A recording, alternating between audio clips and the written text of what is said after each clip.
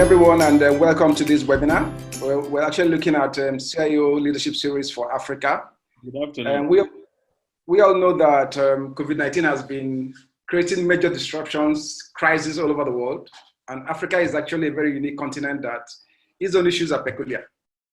And so we're going to be discussing today, with regards to CIO's role in all of these situations. How can a CIO mitigate all of the crises and help the organization actually be able to get out of the various problems that have been created due to the pandemic? That's what we're going to be looking at today. And I'm delighted to have excellent panelists here this morning from Africa and North America, basically. Yeah. So I'm just going to do the quick intro of my panelists, who are distinguished professionals in their own right, from different walks of life, different fields of life and all of that. Luckily, we have a lady in our midst, so we're gender sensitive. We have a lady in our midst. Yeah, we have a lady in our midst. So I'm basically going to start with her to do the introductions, basically, right now. So, in no particular order. So, Karema Jeni is our panelist today. She has an MBA and, of course, an MIT as well. She's schooled in Cyprus, University of Pretoria, and the Advent University of Central Africa. I mean, she's somebody who has actually traveled wide, lived in different countries, worked in telecoms, investments, construction, security services, building, insurance, brokerage. She's been all over the place, really. Of course, agribusiness as well. She speaks English, French, Swahili, and Rwanda. She has got about 20 years of experience in IT. She's actually a solution architect. And she's done a lot of extensive work, in several organizations, working at PMP processes, COBIT, and ITIL. She's currently the head of IT at Equity Bank in Rwanda. So I'd like to welcome Carole to this webinar. Thank you very much, Ifeanyi. Thank you very much. Thank you for having me. Great. The next person I'm going to introduce actually is, in Africa, we're very hospitable in Africa, so we'd like to welcome our guests from afar. I'm going to introduce Ford Khan, all the way from Canada, Ottawa, Canada. Ford actually is someone I met a couple of years ago. We actually did some work in the ITU. He's got 25 years of experience in cybersecurity. He's done a lot of work with network equipment manufacturers, managed security service providers, financial services, and government agencies. He's the founder, the MD, and the chief security analyst for 12 Dot and 12 Dot Labs based in Canada. Over the time, he has 5 patents to his name. 5 patents to his name. And he actually has 9 awaiting approval as well. So he actually has some things that he actually developed that has been patented. So Ford is here with us today. He's actually also an editor of several standards related to ISMS, cloud computing, vulnerability disclosure, smart grid, and IoT. He's done quite a lot over the past 25 years. He's been working as an IT person, particularly in cyber security space. So I'd like to welcome Ford to this program today. Thank you. Hi, good morning. Good morning from Canada. Glad to be here. The next person I'm going to introduce actually is Nixon Mageta Getchiro. I mean, it's a brother from another mother. He's from all the way from Kenya. He's actually a governance and IC for development consultant, and currently a member of the Universal Service Advisory Council of the Communication Authority of Kenya.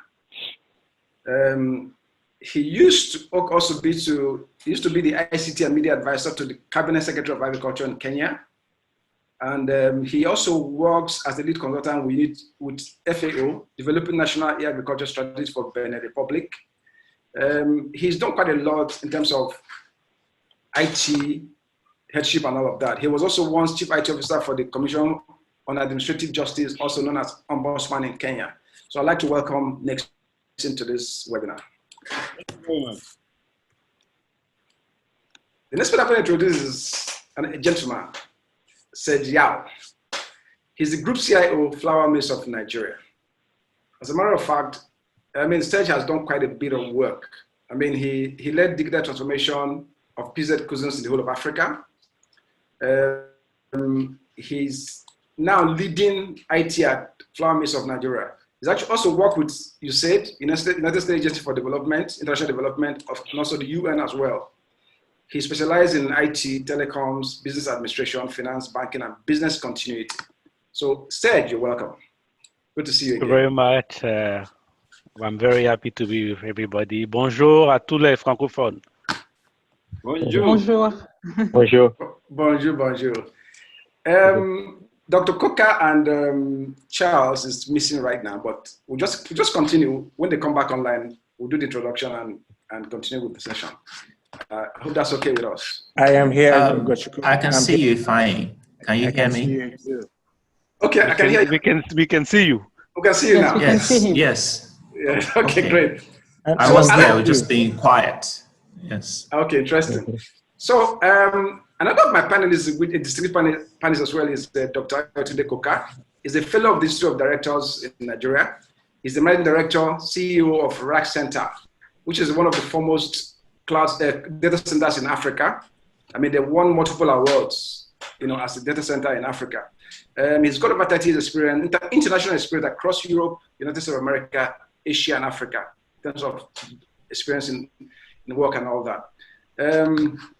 He worked in the UK for about 28 years and worked in places like Ford of Europe.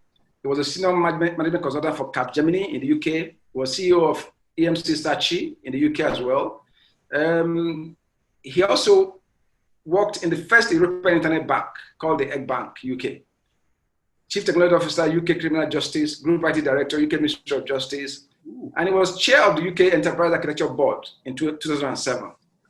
When he came back to Nigeria, he became the Group CIO of Access Bank and also the MD of Emerging Markets Payments, West Africa.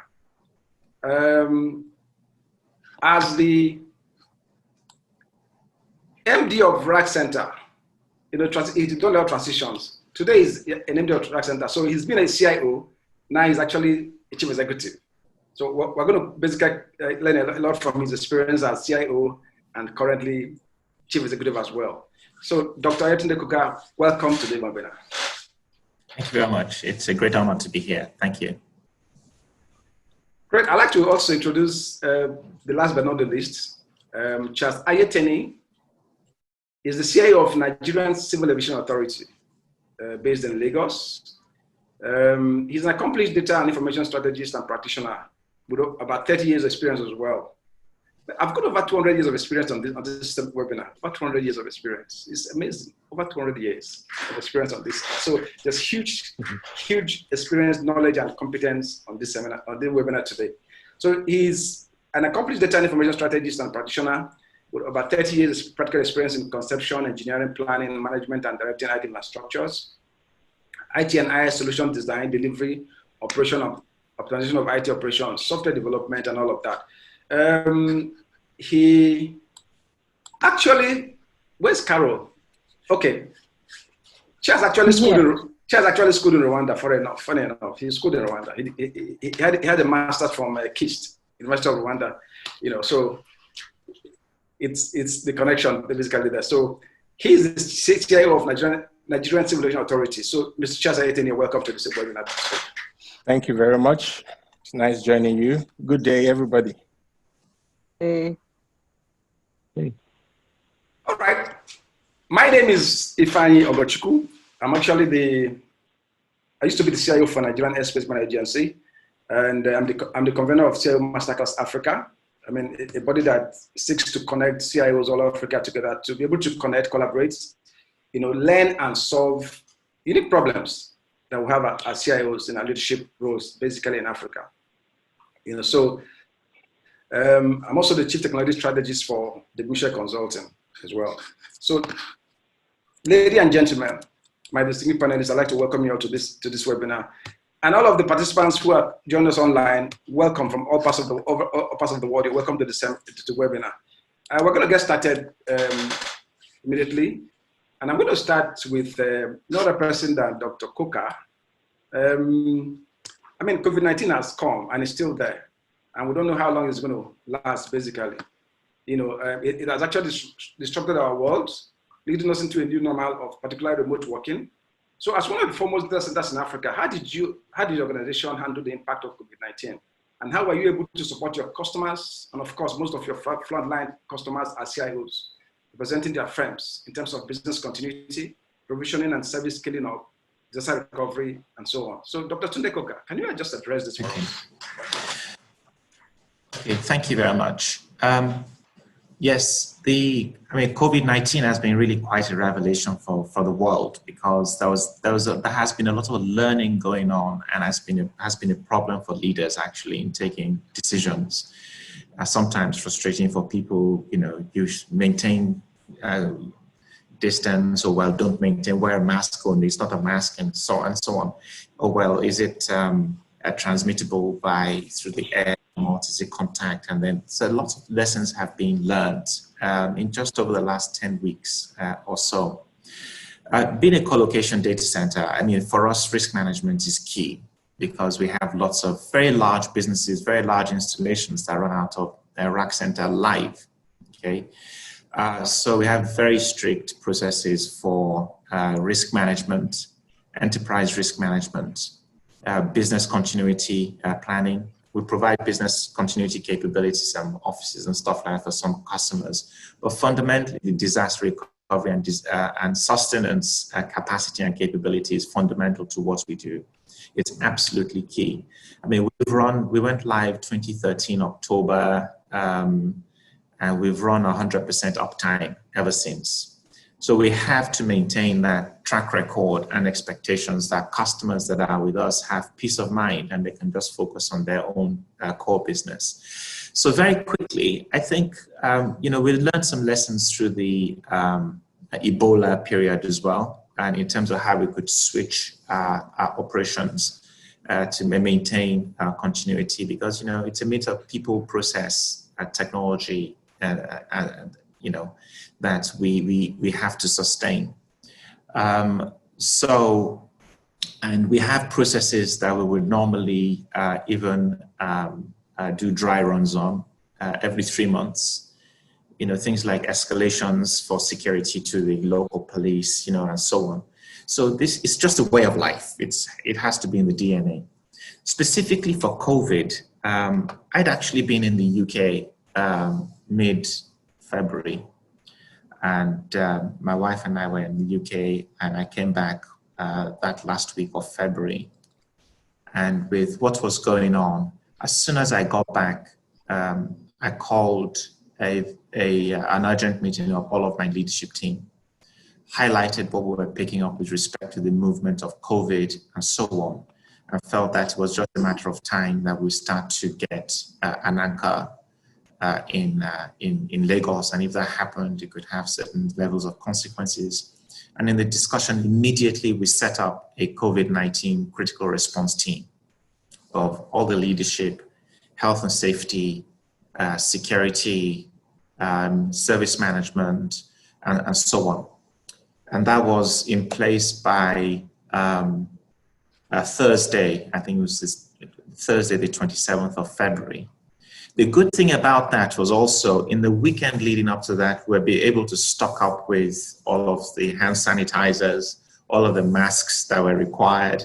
We stocked up with PPE because we planned escalation levels, in the couple of days that, we have a core of the facility, the data center environment, power generation, and so on, and the support facilities. The core of the facility is absolutely key.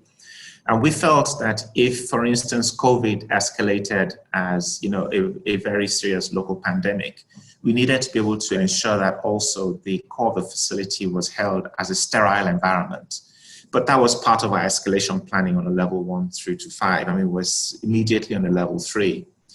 And immediately also, we started the process based on what we knew from Ebola, surfaces being cleaned very, very regularly. We had the standard operating procedure. We didn't need 1 week to put in these SOPs.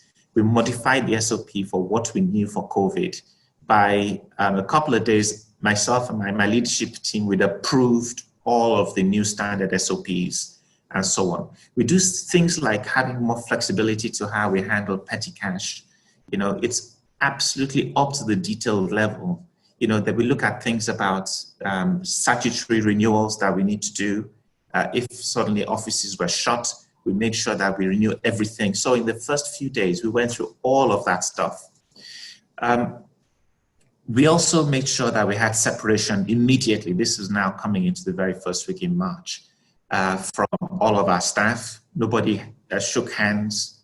You know, we started thinking about working from home. You know, fortunately, our structures allow us to work from home. The only thing that we wanted to make sure that at the high intensity work from home, absolutely every part of the facility could be monitored by VPN.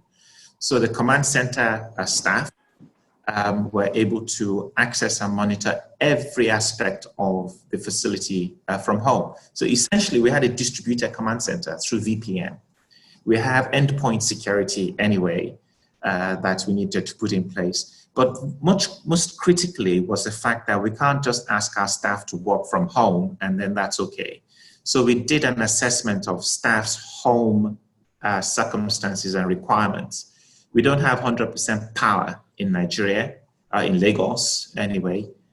So we gave staff allowances for running their diesel generators so they have 100% power at home. We give staff allowances. In fact, we provide connectivity. We just increased the level of connectivity staff have, and very importantly, ensure the quality of the connectivity. So this is the level of kind of detail we went into. And something that we also do very, very regularly with the sort of the HR head is to get a good assessment, have people feel the personal feeling from working from home. Immediately once we got that in place, I sent a note to all of our customers, all of our stakeholders. This is what we're doing with COVID-19.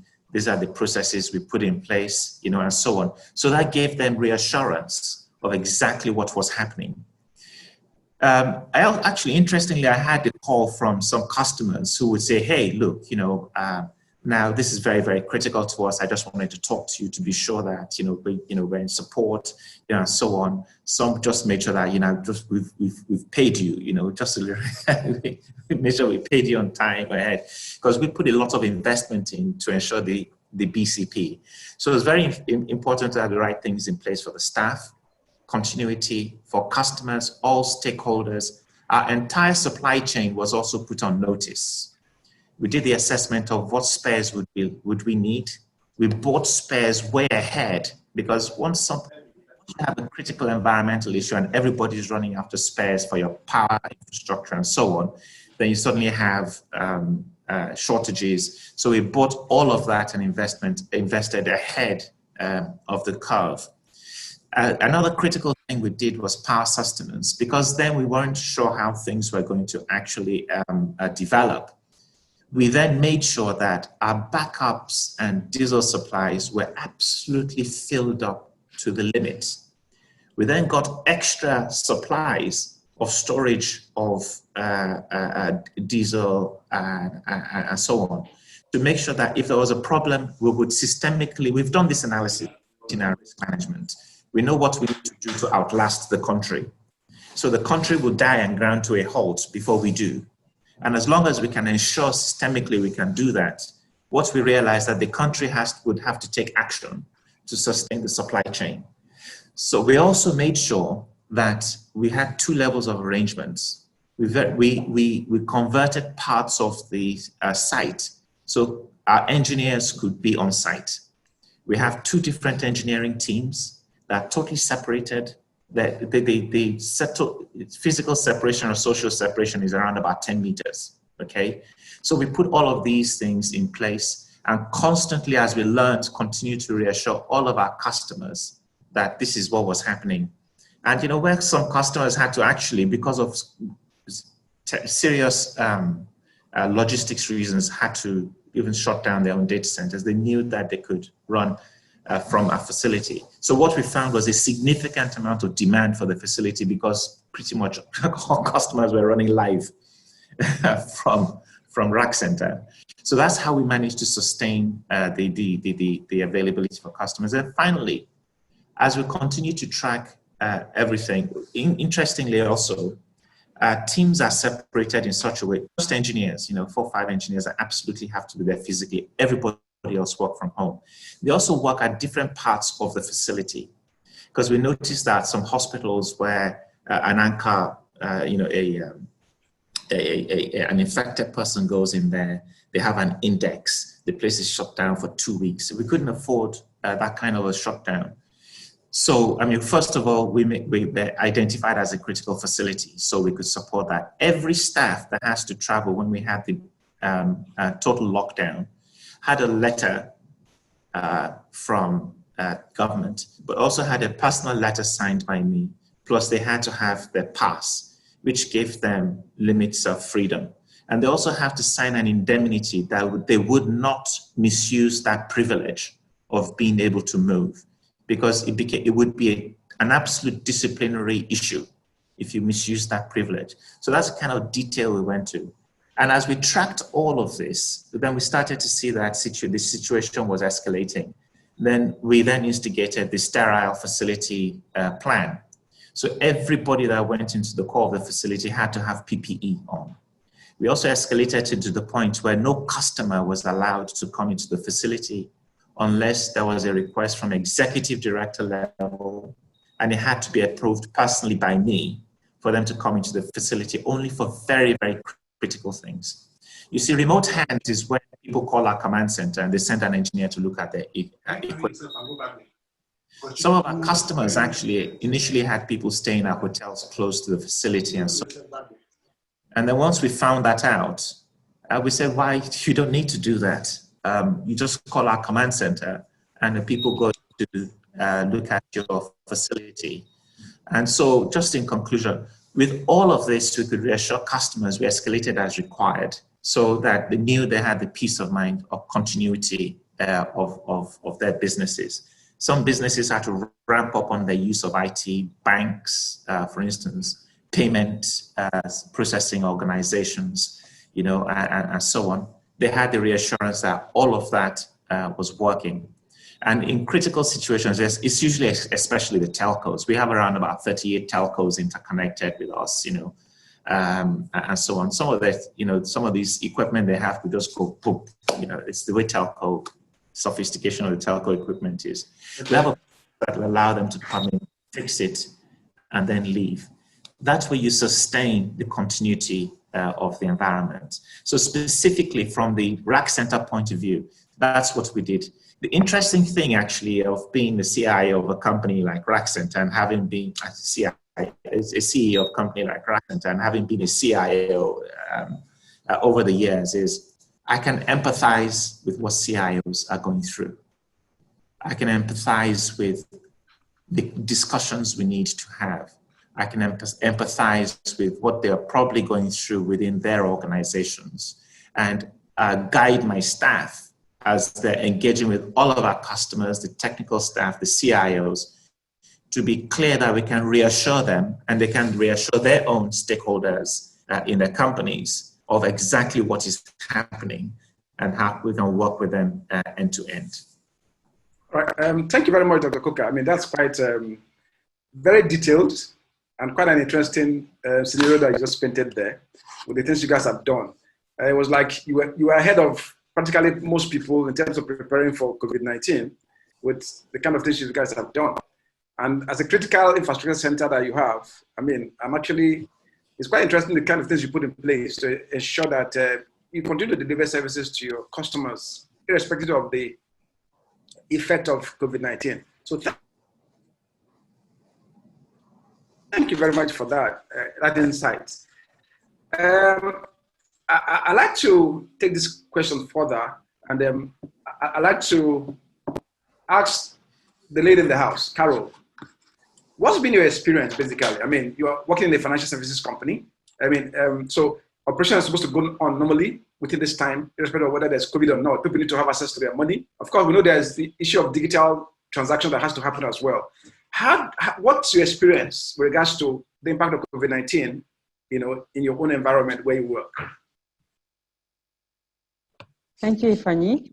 I think the experience that we had, first of all, working for the bank has been categorized as an essential service.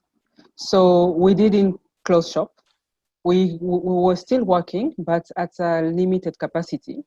But the good thing of like Equity Bank, it's one of the bank that has strategized for a long time to go digital. So the impact of COVID on businesses was not that much. Of course, in terms of revenue, we can feel the impact, but in terms of operation, because most of the services actually were actually also turned into digital. So you could see that I think what COVID brought to us was an acceleration of digitization of the service and delivering them to customers. So I'll give an example. With COVID, branches, most of the services are provided through branches, and branches were only allowed to work until 3 p.m. So you can imagine the transactions that were happening at branches are reduced considerably. So the good thing was, I think when COVID started, if I can recall, around Jan and Feb already, the leadership were meeting often to understand the impact, because most of the customers that we have, they actually be financed to either import or export from the different countries. So by having China, can I say, impacted by COVID, we could actually feel some of these on our customers. So already we were starting discussing on what could be done. So business were already ahead and looking at the different alternatives in a scenario where people could not go and buy the stuff from China and go to elsewhere. So with these meetings, so I recall when Rwanda decided to do lockdown was, can I say, the second week of March, already we were discussing and see how do we provide most of the services on digital. So what happened? We were fast and increased things like balances in digital. So our customers that could not reach branches, because again, things like buses, motorcycle were not allowed. So, and having people coming to branches was becoming difficult. So by offering some services on digital platform was actually giving alternative to our customers. So in terms of business, we could still continue working and providing services to our customers, but then on a different channels. So we moved from giving services through branches to the digital platform. Now, the role of, can I say, the CIO and the IT in general was to make sure that now we have uptime of our systems. Because now having most of the transaction actually shifting from branch to digital, we had to make sure that now our digital platform will be up 24/7. So the shift was also happening now to the backend office and also on the support team. Although most of them could not work from office, but what we managed to do was to ensure that most of our staff, we have VPN access and then continue supporting clients. And we've reviewed some of the processes in terms of customer registrations. We reviewed the minimum balances on transacting over digital platforms. We offered different services so that we could see that customers will still have access to the bank accounts and do transaction. And the good thing, what's also was very good from, can I say, on a Rwanda perspective, is the coordination, the coordinated effort with the regulator on the financial sector, as well as the government. So most of the regulations that have been put in place, or the responses, were coordinated with financial services like the bank ourselves, and then anything that we put in place will be a coordinated effort, and they'll be also emphasized for the whole sector. Now, in addition to that, the impact was, I think what has been very important for the bank, especially for equity, was to make sure that our people are safe. So by being safe, so we've put in place a BCP committee, which I was actually vice coordinating. So we've put in place a BCP and actually activated it. And every week we meet to review the actions to make sure that, first of all, our people are safe, then we still continue doing business, and then we could also project ourselves in the future. So every time that, let's say when the lockdown was 100%, we had action for the lockdown, 100%. And then when there was a little bit relaxation, we also improved. So the BCP at first was starting with more on making sure that our people were safe. And then we shifted now to the business. How do we make sure that business continue as usual? And also the banks continue making money. So the good thing, again, belonging to a very big group that has a lot of a big strategy. So there's a lot of has been put in place to make sure that we continue working. And what I foresee as a CIO is we need to continuously be agile, because being that we've already invested in digital, that was not very difficult for the bank, because what will have happened was just a shift of how we've been doing transaction and serving customers. But mostly what has been also been important is to continuously innovating and listening to our customers. So that what has been my experience. We're still in lockdown. We're still providing response to COVID-19. And then we can even see, we can projecting ourselves that there's so many things that are going to be changed. For example, we can just look at how we're doing business in terms of approval processes, serving in branches. We are looking on different innovations that we're going to put in place to continuously growing the bank, of course, and also ensuring customers that they're safe with us by banking with us. Thank you. Thank you very much, Carole. I mean, from what you just said now, it's all about strategy. Just like Dr. Coker said earlier on, strategy plans, preparing for the unforeseen circumstances and unforeseen events. It's good you guys already had a plan in place.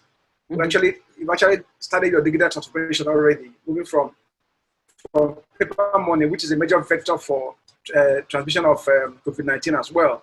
And so moving away from that into digital, transaction and all that. I mean, that's also very good. But for me, like I said, it's an issue of strategy. Strategy is key to all of this. So as a CIO, I mean, from what you said, from what Dr. Coker said, we need to basically ensure that we always have plans in place, to take care of unexpected, unforeseen, situations that might arise.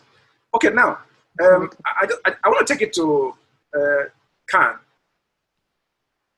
The way things are going globally today, we're moving away from a lot of physical transaction to more of digital services. And it's been amplified more and more because COVID-19 has actually created an issue of social distancing, work from home, and all of that. So there's increased online transactions becoming the norm. I mean, it's becoming the norm gradually.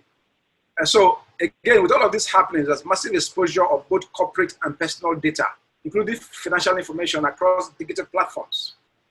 As a security professional, with new cyber threats in the horizon, what are the measures required from the leadership and strategy perspective to enable cyber security protection, data privacy, secure digital platforms, and compliance with data protection laws? Please, we'd like to hear from you. Hi, Ifani, thank you. I think it was a big eye opener, right? I mean, when this happened, I think it really, like for some companies who weren't prepared, who didn't have, say, a governance infrastructure or a strategy for such an event, it really was an eye opener from the perspective that now where they potentially understood what security practitioners call the attack surface changed, right?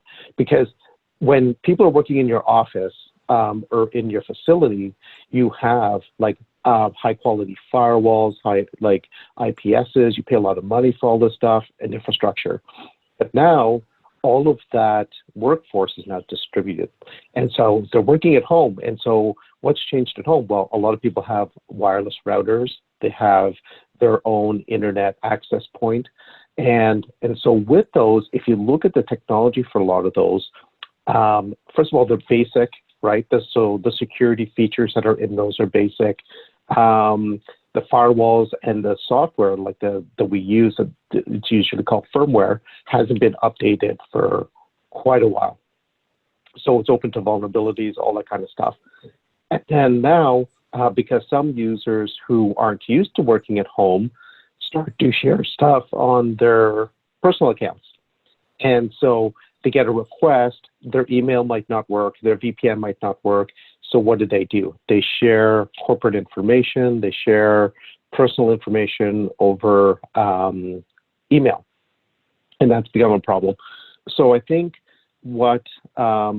when companies before who had, like, say, governance infrastructure, what they never considered was their workforce having to relocate overnight, right? It was never a consideration. Even in their disaster recovery scenarios, it probably was just never there. So I think what we've now learned is that we do have to have that capability, and what does that mean? And so what we try to do with customers we're working with is try to make them understand is what are those different scenarios for understanding what your attack surface is.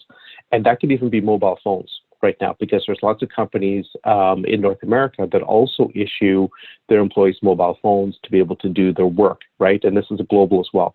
And people, especially in leadership roles, are issued a phone from the organization. And those now become a bigger target potentially, because you can send something to the phone, can you inject something into the phone, and now be able to intercept communications, all kinds of other things. So again, those attack surfaces were there, but now they've become even more critical as a tool for connectivity. So it does come down to strategy of understanding what your attack surface is, who's going to attack you, and when. So even, for example, we've had lots of customers since this whole thing has happened. Their websites now there's been a significant increase in kind of website attacks. So we're seeing customers who have or are collecting PII information, for example, are now starting to get more heavily attacked because there is that means for wanting that information. So even, for example, I mean, you might have seen some of the news. Zoom was obviously all over for some of the security issues around Zoom and the issues for that. Now, Zoom leadership quickly jumped in and said, okay, we're a potential target. We now went from, say, 10 million users to 100 million to however big Zoom has become, because it's become quite big now.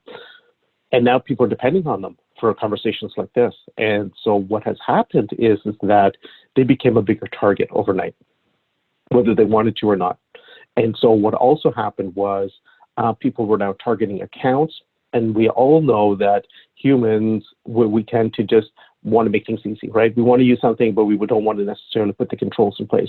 So we'll set up a Zoom account, we'll put a simple password, and then all of a sudden it becomes easy if someone actually compromises my account, or I have a shared account that I've used somewhere else, someone can now use that against me. And so that's what happened. And so there's actually people selling all kinds of hacks right now on the dark web for things like Zoom. And Zoom's not the only target. I'm just kind of using them as an example. But you could see Teams is also having issues. So a lot of the service providers and the tools that we need for business right now are also under attack. So I think that we need to just understand those things, because we never thought we were going to have that dependency.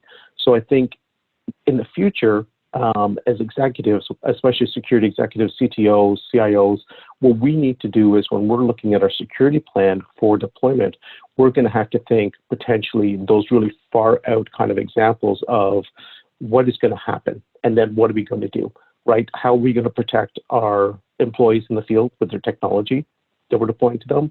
How are we going to know when our infrastructure is under attack? How are we going to mitigate that? Potentially that knowing that we cannot deploy someone on site, depending on the situation. And then also, what do we do for isolation? And not isolation of our employees, but isolation of that device. So all of a sudden, you have a compromised phone that's attempting to get into your infrastructure. You have a compromised laptop trying to get into your infrastructure.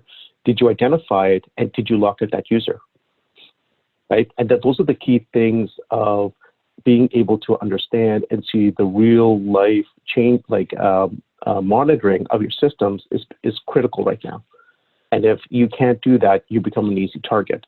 And those are the big things that I think we're seeing companies right now are kind of struggling to keep up with, is if they didn't have the means, or they didn't think about, okay, remote administration, remote monitoring, all these things to be able to do them remotely, they didn't have the staff trained and ready to do those things, they're the companies that are struggling right now. So those are the new models we need to think about is, almost everything is going to be remote, potentially. Because we could open up, like in Canada, we could be opening up shortly. We could be getting back to work in a few months, all that kind of stuff. But then, there's talk about a second wave. So if that second wave actually happens, we're back to where we are right now. We are going to be back working from home. We're going to be doing all of that again in that second wave. So companies, basically, the CIOs and CTOs have to think about that and what that second wave is going to mean for them. I think we're going to be better prepared for it from a technology perspective. But right now, a lot of companies got caught flat-footed. There's a term called flat-footed. It means that you're not moving. It's a term used in hockey. I think they used it in football as well. So it basically means you're standing still and you weren't thinking about those impacts. So I think as executives, being prepared to be more agile, I think is what the term Carole, I think, used was, can we be more agile from a cybersecurity perspective to make sure that security and privacy are considered in our whole threat model. So that's it in a nutshell. Thank you. All right. Thank you very much, Can. Again, the issue of strategy is coming into play here. The issue of being agile, agility is coming into play as well, and being nimble as well, flexible, and being able to predict the future as a CIO in terms of, you mentioned about the second wave of the COVID-19. So there has to be preparedness by CIOs, towards, mitigating that when and if it comes eventually. So I'd like to thank you for that, basically. Strategy, agile, and of course, being flexible and being forward-looking and forward-thinking. Now, I'd like to go to Nixon. Nixon is far away in Kenya. Please, for all of the participants, if you have any questions for the panelists, please use the Q&A button and drop your questions because they're going to take the questions when we get to that. We're going to have time for the panelists to take your questions. All participants, please drop your questions in the Q&A box. We're going to take those questions when the time comes, so that the panelists can actually deal with the question you're going to ask. So going back to Nixon, based on an ITU study in 2019 on the majority of African countries, the study confirmed that an increase of 10% in mobile broadband penetration in Africa will yield an increase in 2.5% of the GDP per capita, which is well above the global value of 1.5%. The study also suggests that a 10% drop in mobile broadband prices will boost adoption of mobile broadband technology by more than 3.1%. So it follows that increase in broadband penetration impacts GDP, which may lead to improvement in the living standards of the people. We have poverty issues in Africa. So as an ICT for development consultant looking at Africa, and also as an advisory board member of the USPF in Kenya, and the impact of the pandemic, in what ways do you think that commoditizing and democratizing assets can be done to deepen the broadband penetration in Africa, with examples, if any, from Kenya and all of that? Nixon, please, can you help us with that? Is Nixon here? I was just unmuting my mic. Thank you very much. I think from the perspective of a regulator, an African regulator, one of the things that you will see, and I saw the numbers also, now that you're quoting ITU, I saw the numbers that ITU has revealed that 3.6 billion people remain totally cut out of internet. That is a huge number. That's a number around the world. And probably part of this 3.6 billion people, majority of them are docile in Africa. And therefore, what COVID-19 has come to show us is actually to come and show us that there is a lot of digital divide, even in the world. And in Africa, I know it is even much bigger.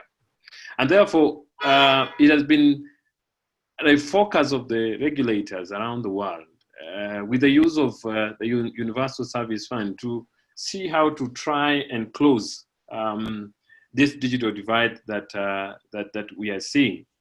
However, having said that, I think priority really is that, and putting Kenya's example, priority has always been to look at how to use the fund, the Universal Service Fund, as a smart subsidy to attract the operators to go to areas which, ideally they will not go because of the economic issues around the areas they want to go. So from the government side is to provide this USF, the funds, to see how to excite, the operators to extend their network to areas where the network is not covered. However, you'll also realize, and I think from Dr. Ayotunde, I hope I spelled it right, you'll also realize that now the impact of COVID-19 has also meant that a lot of employees, whether in public sector or private sector, are working from home. And that means that there is a lot of demand for broadband, there's a lot of demand for network to be able to have to continue that conversation. I know Khan has spoken about the various applications that we are using, and we are an example. We are using Zoom to have this conversation. It is. I first of all must say that most of the things that you would see the rise in demand for these technologies has really drawn the world into what I would say. Last year, if I may share this, last year when we met in South Africa for the Africa Com, I was in a panel discussing the 4IR, the Fourth Industrial Revolution. And to me, I was looking at 3-5 years for that Fourth Industrial Revolution to really come to Africa. But as you can see, COVID-19 has already, given us a taste of what that is involved in. You see, like, people now working from home, people are not being able to meet as usual. And so that has really brought forward, if I may use that word, some of the realization of the Fourth Industrial Revolution, especially in Africa. But having said that, I must credit operators, and I talk about the situation in Kenya here, for having been able to, provide the necessary bandwidth, even with the surge on traffic, which has been caused by, obviously, people taking up work from home and so forth. But from the perspective of the regulator, there are quite a number of things that we have done. One is with the understanding that there are so many students and pupils who have been affected by COVID-19, with the schools closed and people and the students being at home. That again has meant that even as those employees are using that broadband and working from home, there's a lot of competition for these bundles or broadband, if you can. And therefore, what we have put in place as a regulator is, one, we've worked with the authority that is in charge of curricular development, and that is locally called the Kenya Institute of Curricular Development, to avail educational content to all the broadcasters.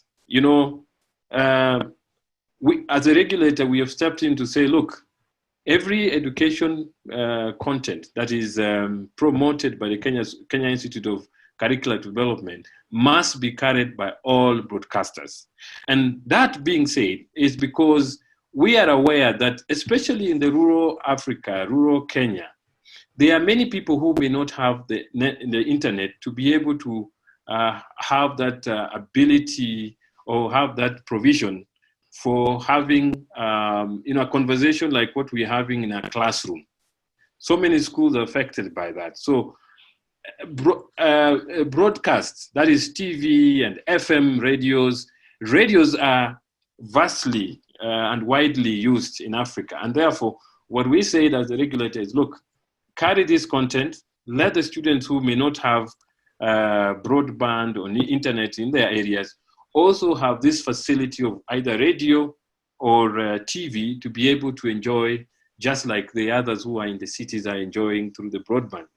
The other one we have come up with was to also be able to converge operators together and say, look, we know that one of the, and all of us have realized this, that one of the most dangerous thing during this COVID-19 period is a fake news. And therefore, what we have done with the operators is to ask them to be able to use bulk SMS to now push, educate the public through the right information and give the public the right information for COVID-19, because there are so many fake news there, and people will not know what to believe and what not to believe. In the same area, what we have asked even the people in charge of cybersecurity is to actually note where is this fake news coming from. And so through the National Kenya anti-cybersecurity organization is to look at and identify fake news pages, and especially on coronavirus, with the aim of sharing that with the law enforcement, so that we curb this fake news that has been spreading. The other thing, of course, we have done because of the cybersecurity issues around cybersecurity, is to converge around and see where are the attacks coming from and who are making the attacks, so that we are able to protect the people who are using this facility to do work or to do schoolings, that they are not attacked. The other one, of course, is because so many of our children now are going online. The danger with that is that then we will need to sieve what they are actually looking at. The pages they're actually looking at, because some of them may be online, but they may be targets of people who may not be, who may be giving them, different contexts rather than the content of the learning that they're doing. So to protect these vulnerable children, what we have done is to work with other organizations and other actors around this to bridge some of these attacks that would be coming to the schools, or through the schools, working through also the schools, to see how to stop some of these attacks from coming there. But also in terms of individual perspective of organization, you'd want to look at issues to do with, there are many challenges around even in the working at home. And I think somebody spoke to that. One of it, of course, will be like what we have already said, because the other day during our board meeting,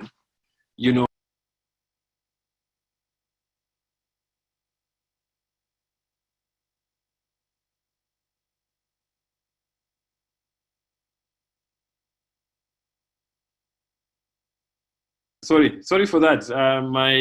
My electricity just went out, so we had to use the generator for it. So like I was saying, that even with the individual organization, as one of the panelists has said, is also to protect people who are using Zoom and all these other channels for video conferencing.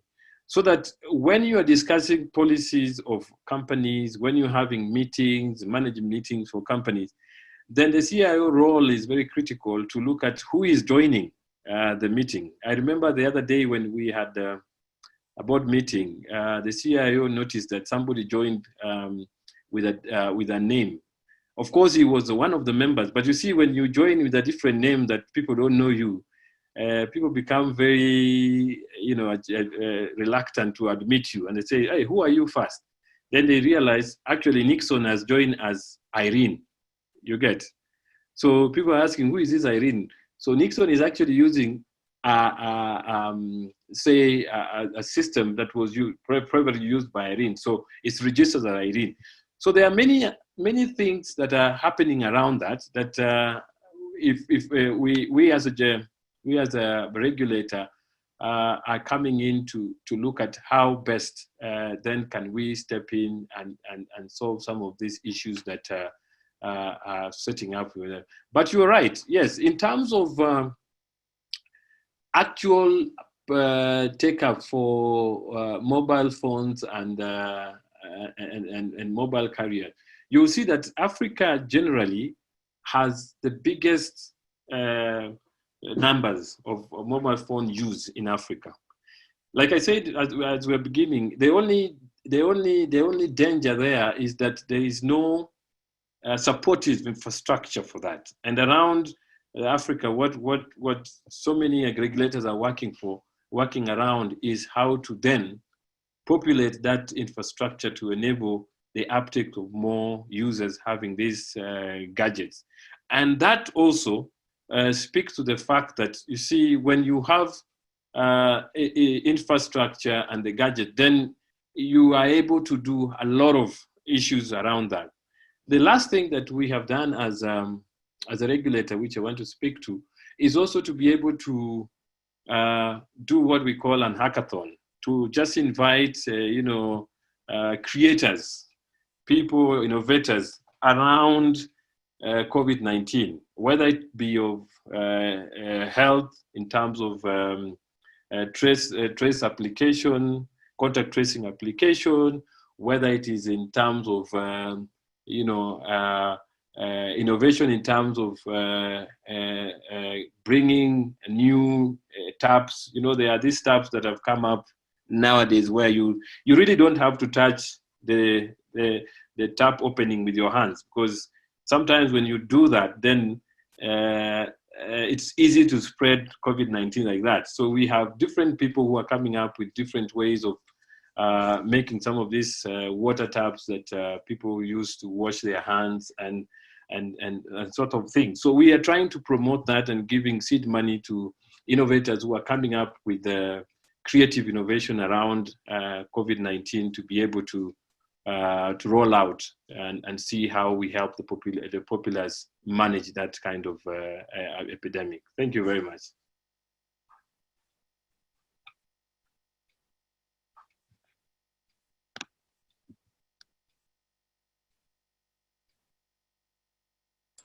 All right, thank you, Nixon. Quite a lot of information there. You talked about collaboration. You also highlighted the issue of security as well, which Khan addressed earlier on. You also talked about the issue of government, private sector partnerships with education, trying to reach the unreached people, unreached areas with using the radio broadcast system and all of that. I mean, that's something to learn from. And one key thing I want to take it from the basically the issue of smart subsidy for the telcos, to be able to provide services in the undeserved and unreached areas in our communities and all of that. I mean, that's something that is very instructive, basically. I want to thank you for that. Please, I want to ask all the panelists, let's try and, because of time issue, let's try and reduce our timing so can be able to accommodate quite a bit of questions, for everybody's benefit, basically. Let's try and just limit our response time and all that. I want to quickly go to Serge before I come to Charles. Well, Serge, basically, it's been an issue when it comes to CIO leadership.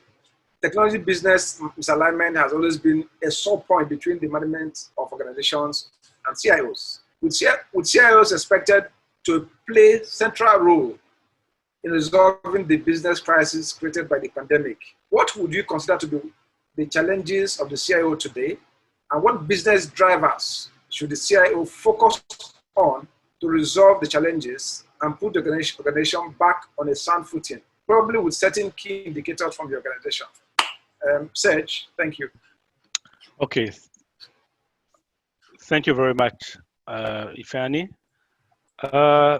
Just before I start picking your questions, I think it's good to give the perspective from a flour mill's view. I think very quickly, as part of this pandemic, as one of the largest food and agro-allied group in Nigeria, we understand clearly our role, our pivotal role in the economy. So of course, in order to follow our purpose, which is feeding the nation every day, we have to take some strategic measures to ensure that our supply chains was not affected and we continue to produce healthy and safe food for our consumer. These measures were clearly in 4 points, let's say 4 points. The first one was to reduce the risk of our employee. I think that Dr. Coker has described what they did. We did quite almost the same thing. We have as well to work with our partner and our stakeholder to make sure that our products are still available for families that need our product. The second area was to clearly put in place a strategic business continuity framework. We used to have something, but we have to rethink it because the pandemic case wasn't covered as part of our business continuity plan. So we have to put a strategic business continuity framework with a crisis management plan in place. This was very key. The third point where we focused was more or less trying to inform our partners and our dealers that we keep our capacity to meet the food demands, because the biggest issue will have been a spike in terms of demand of flour or pasta, and suddenly you notice that in all the places there's scarcity while you have the capacity to produce continuously during the crisis. So it was quite key as well. And the third aspect was as well working with the government agencies and offices to ensure that we have free movement. We got the letters, the approbation. We have staff buses that were allowed to move around to make sure. Coming to the CIO's challenges today, or should I say today or post-lockdown, that will be the other thing. The key thing is that from the latest studies, Sub-Saharan Africa will be for the first time in recession for the last 25 years. So of course, for the CIOs, one of the challenges will be how to fund all the initiatives that are in the pipeline at the time where cost management is going to be more and more critical. All the businesses are going to think twice before reinvesting. In fact, what people will try is more or less trying to reduce whatever they have invested, or try to do 3 times more with the same amount that they used to spend. I think that clearly the role of the CIO in the boardroom will be more and more being a storyteller. You need to be good storyteller. We have to share the success stories. There's a lot of companies, a lot of organizations who did the right things. We have to be able to share them. We have to copy with pride. We have to take the lessons as well of the one that fails. This is clear. If there's some wrong thing that were done, let's make it available. Let's share as well why we shouldn't do the same thing. And one thing that what's his name again? Khan was saying as well is to make sure that we have an effective IT demand governance process in place. We need to drive the company mission statement, the strategic from a technology point of view. But a lot of new things will come on the board.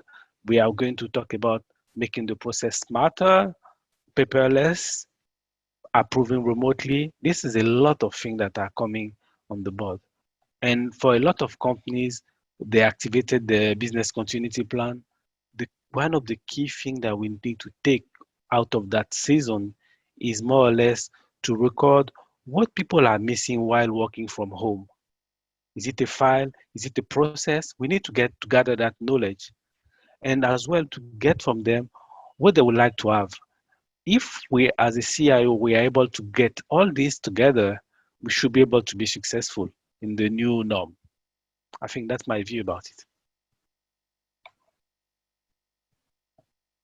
All right, thank you, Serge. I mean, again, the underscoring point from all of we're hearing from you distinguished panelists is the fact that strategy is key. Strategy is key. I mean, the underlying thing I've been hearing is strategy, strategy, strategy. From that, every other thing evolves from strategy, and that's very critical for CIOs to understand the fact that they need to have strategy across all of the things they do so that they can be able to actually take care of unforeseen things if it happens, basically. So that's very, very important to note.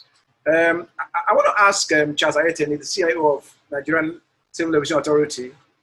Basically, when it comes to issue of things like this, I mean, loss of revenue, I mean, occasioned by COVID-19, which has changed the way the world is as we know it today. Everything basically is going online in the workplace, which implies more work for the CIOs. Different service profiles are expected, but the budget is never going to go up. It's going to keep coming down. And they expect you to do more with the budget they're giving you. So whether it's a public sector or private sector organization. So, Mr. Charles, how do you think CIOs can be able to do more with less? And how can they navigate the board and management in terms of getting more funding for the things they need to do to help the organization? Charles, please. Thank you very much. I work in aviation, and aviation is one of the worst hit industry because of this COVID-19. Planes are meant to fly, but today planes are on the ground. And my job becomes particularly very difficult when I need to ask for funding from my CEO, because I know that for the first time in over 20 years that I've been working in this industry, zero income is coming in. And we have to do a lot of things. I work for the Nigerian Civil Aviation Authority. We are a regulator. And aviation has never been hit like this.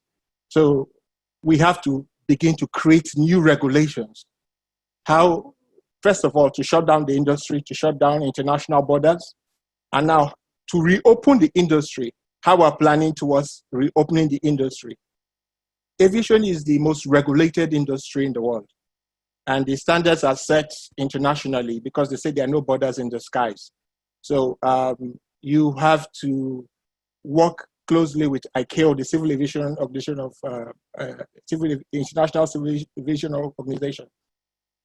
One of my biggest challenges has been how, in formulating regulations, I have to make services available. As the Nigerian regulator, we have over 20, close to 26 airports scattered around the whole country. And we have inspectors, aviation inspectors in all these places. Now they all have to connect and share the same resource. Many of these people, for the first time, they have to have a Zoom meeting. How do I connect somebody that is 800 kilometers from me that has never used Zoom before? So these are some of the challenges that we had to deal with. Before I actually go into the challenge, I want to share quote, one of my favorite quotes.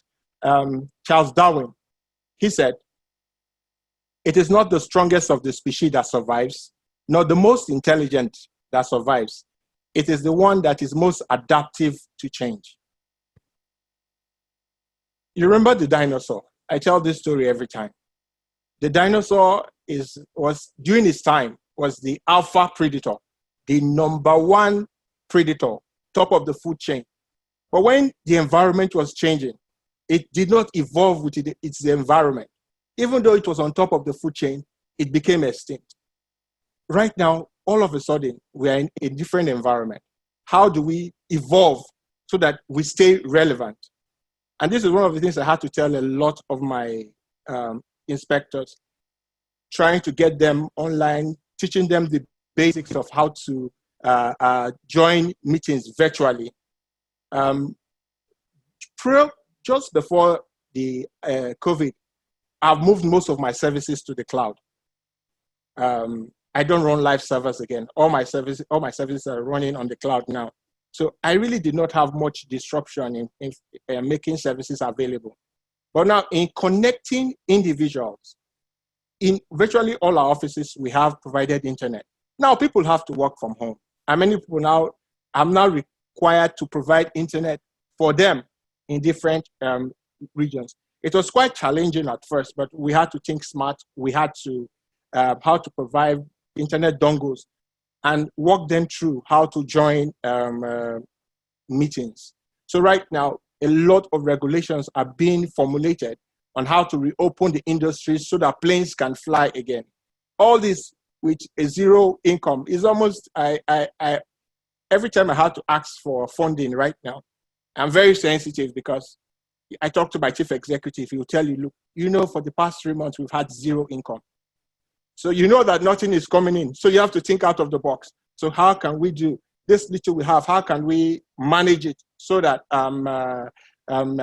there's no disruption in our services? Aviation is crucial. I listen to most of the panelists here. Most of you, like Dr. Ayotunde, this period, actually, you had a little boom because many people realized how virtually the banks, you people had income. The guy from the flour mill, people have to eat.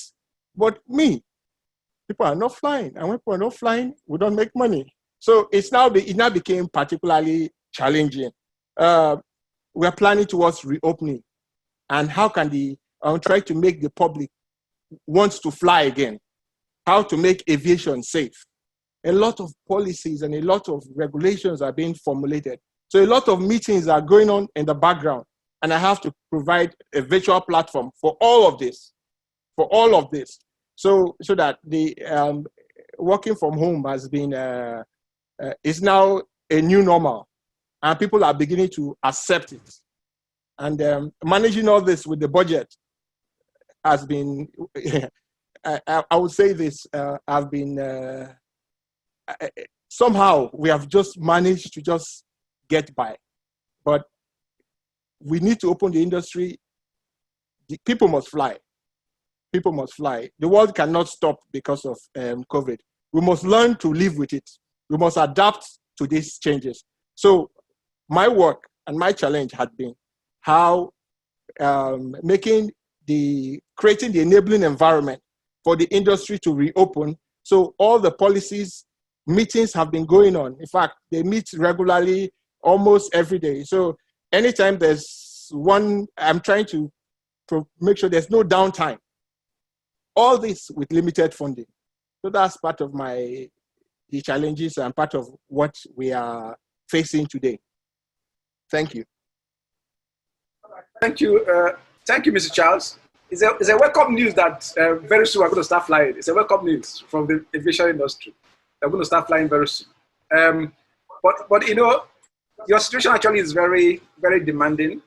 CIOs have never had such a glorious and challenging opportunity that COVID-19 has presented to deliver significant, enduring, and transformational business impact and customer value as they do today. It's changing the way CIOs actually are responding to organizational issues, because it's making them to think out of the box. It's making them to be innovative. It's making them actually to do things, ordinarily speaking, they could have done, because of the pandemic. So it's actually a challenging time. It's actually an opportune time as well for CIOs globally, particularly in Africa, to be able to deliver value to the organizations and to their customers. So,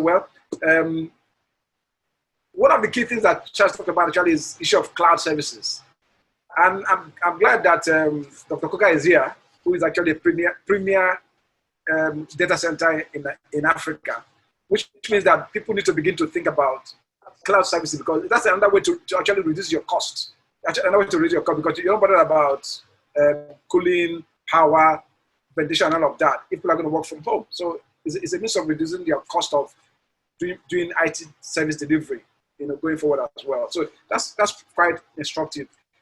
Thank you, Charles, basically for that.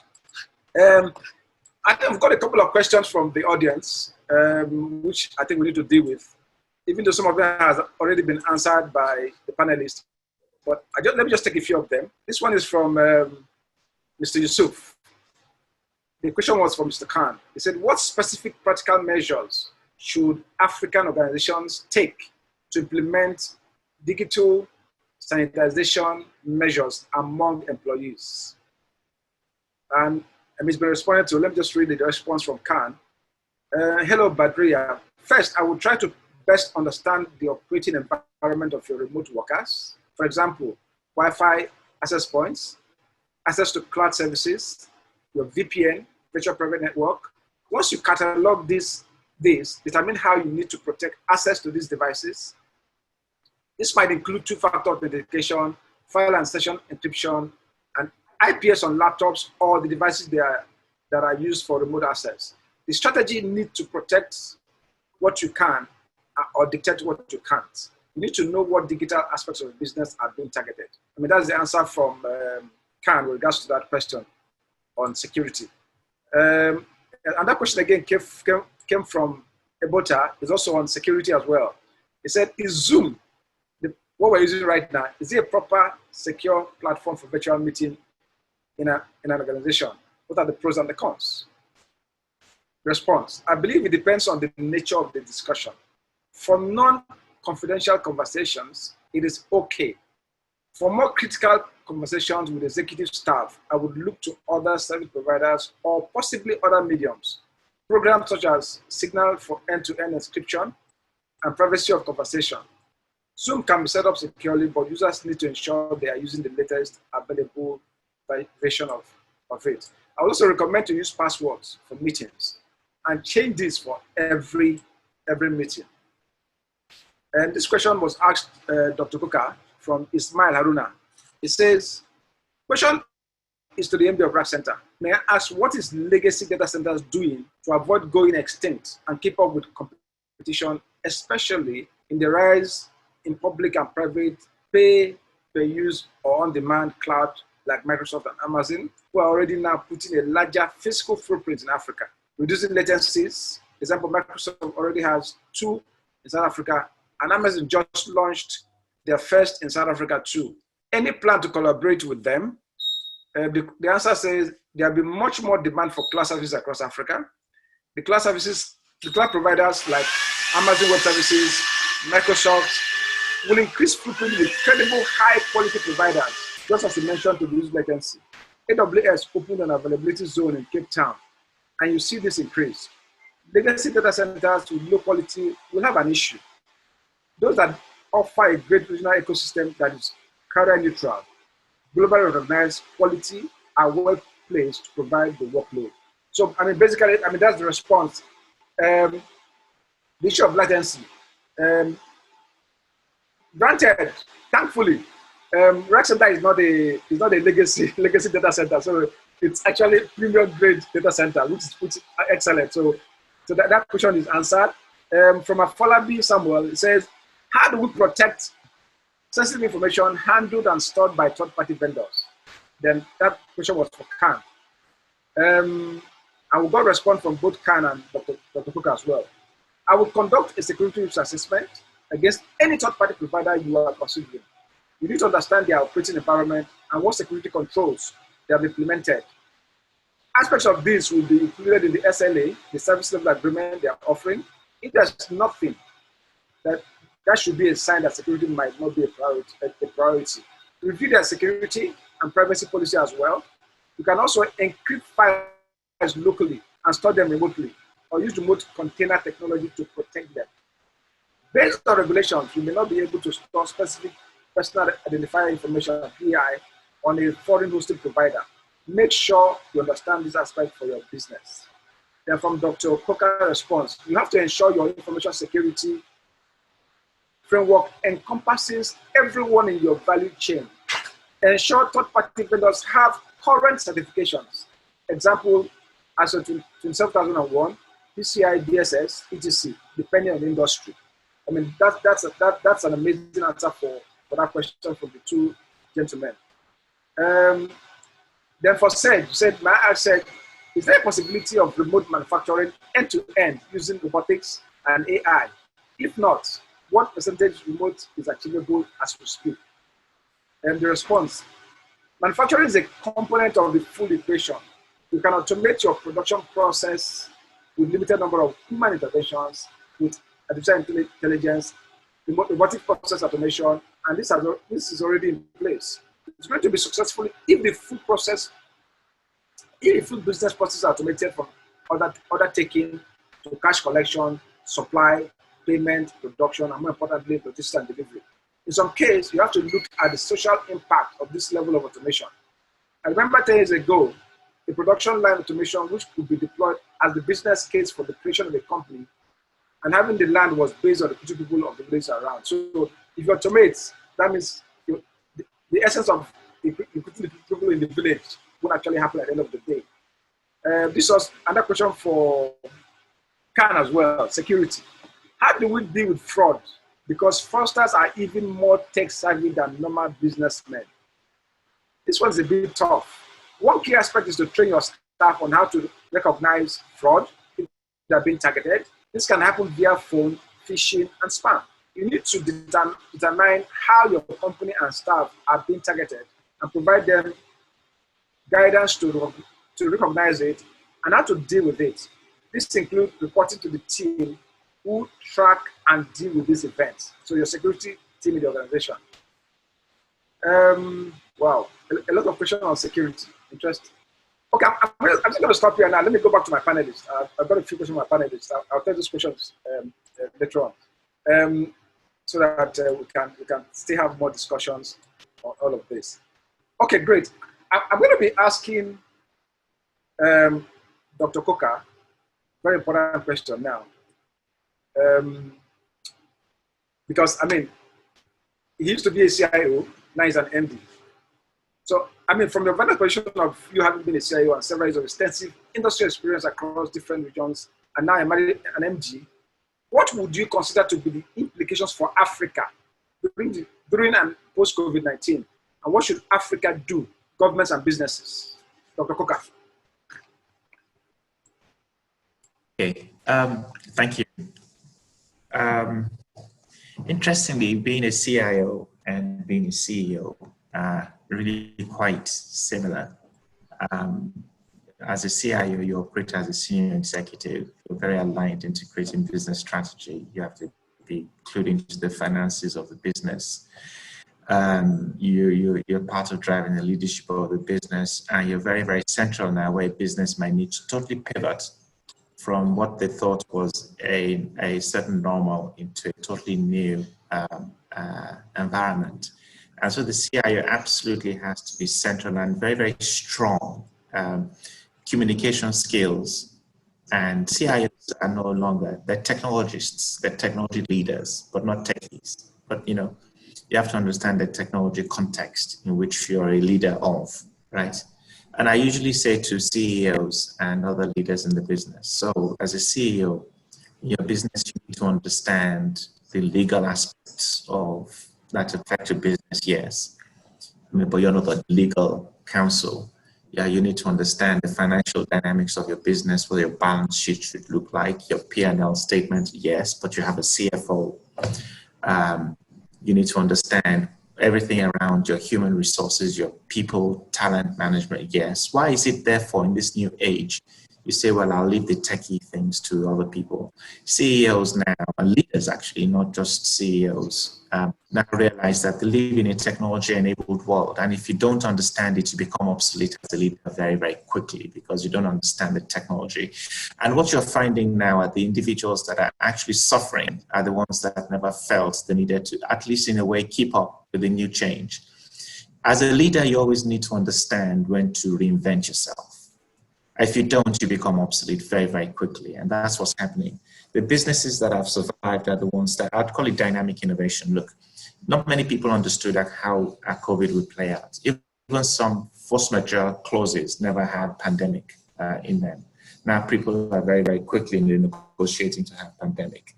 So it's not, strategy is one thing. What you find also is the agility to turn and pivot. Some organizations had working from home, some of the infrastructure, some didn't. But some had to respond so quickly, as Serge was saying, and Charles was saying as well, that you just, you know, you change. You know, you don't always have to be prepared to also then become the new success. Your agility to pivot is important. And also for CIOs, you know, people are thinking about budgets. How much am I going to spend? You know, somebody came to me and said, give me 40% COVID discount. I said, well, I'm not depending your business. I'm investing ahead.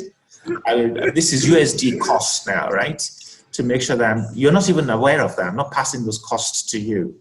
I'm paying more. I can't pass those costs into my value chain. So but the fact is, if you look at the real value, is the fact that because of the technology solutions, it means that people may not need to work in more expensive offices. It may mean that there's a lot more flexibility to the organization. It means that there's a lot more agility to the organization.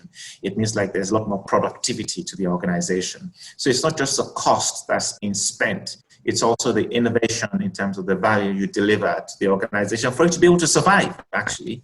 It's some of this is a matter of when you look at cost justifications, license to operate is a key thing.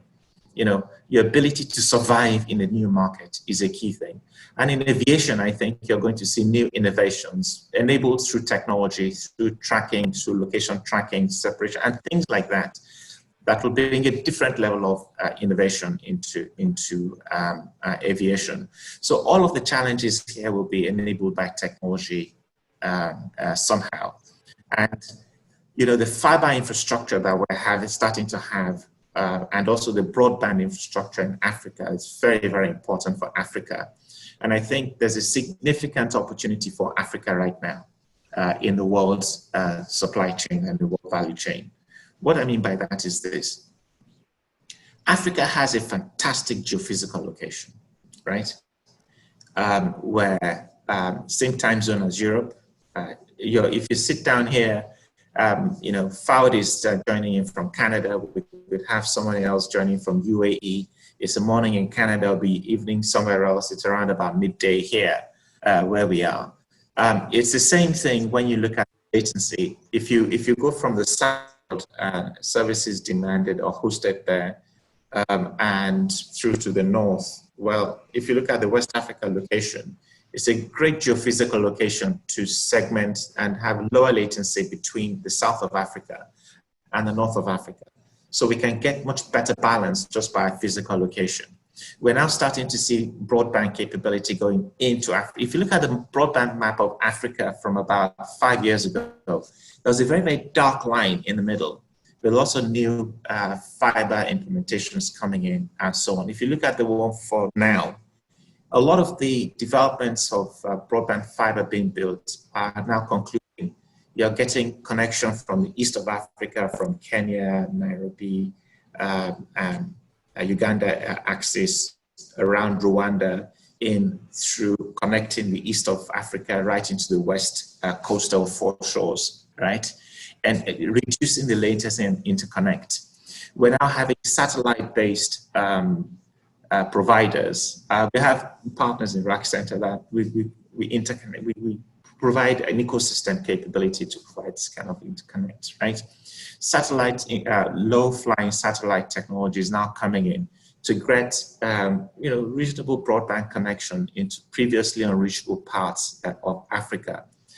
What this means is this in the new future, okay?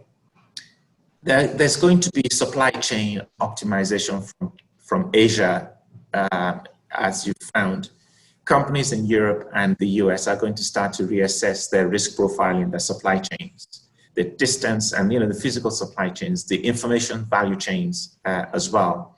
And they'll realize that from Africa, you have lower latency for delivering these value services. You start to look at supply chains coming into Africa because, I mean, the cost base, you know, manufacturing plants and so on. It's the African governments that actually make the progress in ease of working, ease of doing business, transparency, strong governance that will succeed. In Africa, we have a fantastic demographic median age of around about 18 to 22. Okay, that's an opportunity for us. We have very, very, very smart people who either speak good French or good English, right?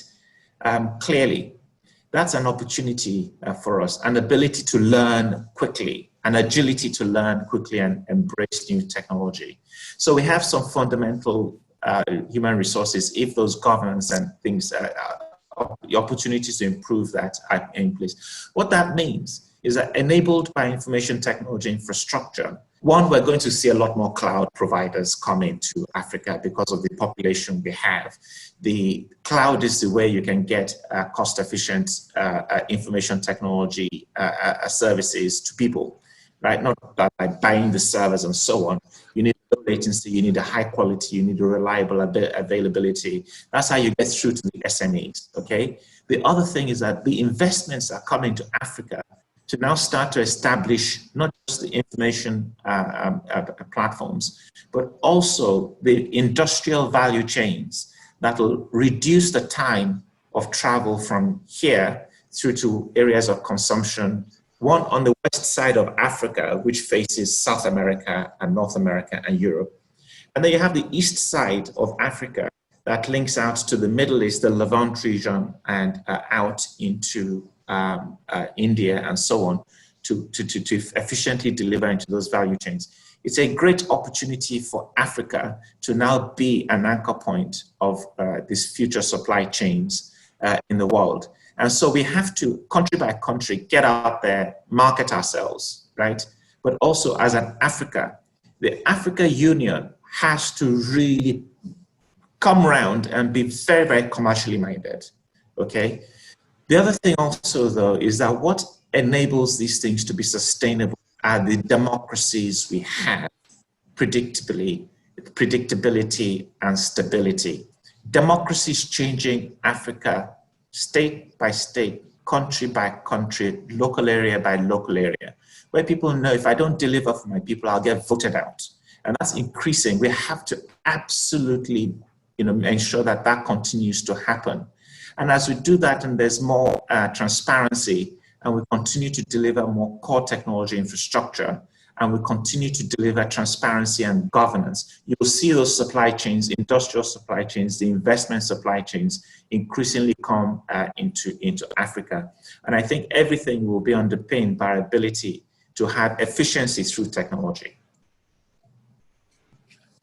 I mean, excellent. I think from what you just said now, Africa is actually positioned strategically actually to take advantage of the opportunities that are available today. If the right things are done, basically in terms of, because I mean, we have the advantage in terms of, you mentioned demography, young population that we have who are ready to learn, actually to adapt and to adopt technology basically going forward. The issue of democracy can I just add to that, build to that? You see, I think the shock of COVID, there's been so good quick response in certain areas, right? And given even some of the challenges we have, okay? But we're going to slay, I really do hope, but I believe that the shock of the way the oil price went, for instance, and commodities, shocked commodity dependent economies, especially Nigeria, for instance. I really do believe and hope that some of these sacred cows that hang around the place that just stop us making the kind of progress we need will be slain so that we can have a new industrial base to proceed on. All right. Okay. Thank you very much, Dr. Coker. Charles want to do some interventions, right? Charles, want to add something to what you just said. Charles, Ayotunde, please go. Before Charles goes, can I just quickly add to what Dr. Ayotunde has said, which I want to compliment. One of the things that go ahead. And maybe for your information, if you didn't know this, that there is a new fiber that actually for the first time has gone round the continent of Africa, which has been made possible by a partnership through China Mobile International, Facebook, MTN, Orange, and Telecom Egypt. And some of these things, like Doctor said, have a very huge opportunity. We look at it as a huge opportunity to increase capacity and opportunity for Africa.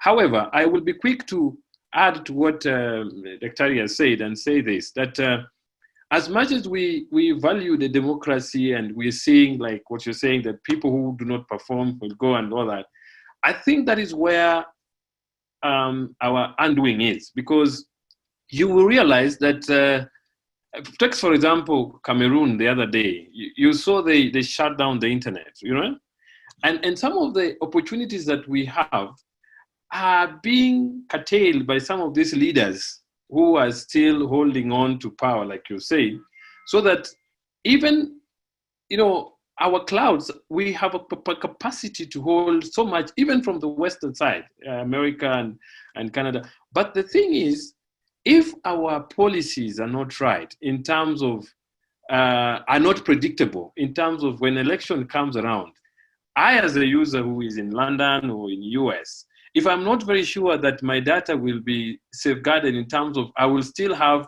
internet to draw my data from, then I will not have a very confident way of hosting my data in Africa. And so I think also, as much as we're talking about the opportunities that we have in Africa, we have to then look at our public policies and make them predictable. Because if they are not predictable, then we will not have these opportunities that Dr. has been talking about. But having said that, I also want to compliment and say, you see, for the different, the gist about Africa again is that there's a lot of opportunities that to close these gaps that I was talking about in terms of the digital divide. Because one, you realize that even as the new technologies come, 5G, AI, and so forth, we have different technologies that can propagate this. For instance, recently in Kenya, we have this, the Loom technology, which will offer, broadband to areas where we don't have broadband. So the Loom technology that uses, balloons moving over, and they cover a circumference of about 80 kilometers wide or something like that. So you see, as we encourage new technology to come, we are also offering, they're also creating opportunity for Africa to leapfrog its digital divide, to move to another level where we are attracting more and more people to look at Africa in a different way. Thank you. All right, thank you, Nixon, for that. Let me just take from Charles. He wants to do some intervention and complement what Dr. Ayotunde has said, and of course, what Nixon has also had to contribute as well. So Charles, please. Okay, thank you. Post-COVID is going to change a lot of things.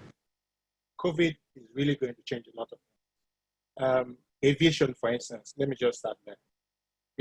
Aviation is one of the main culprits for spreading this global pandemic because people traveled and this very infectious disease was really transmitted around the world, and aviation is the main culprit. Nothing has also affected aviation recently, like in 9/11, where a lot of things have to change. Something about, I want to talk about now is policies and regulations. A lot of post-COVID policies are coming out. For the first time, I give a very good example in Nigeria. Many privileged people, if they have a headache, they travel.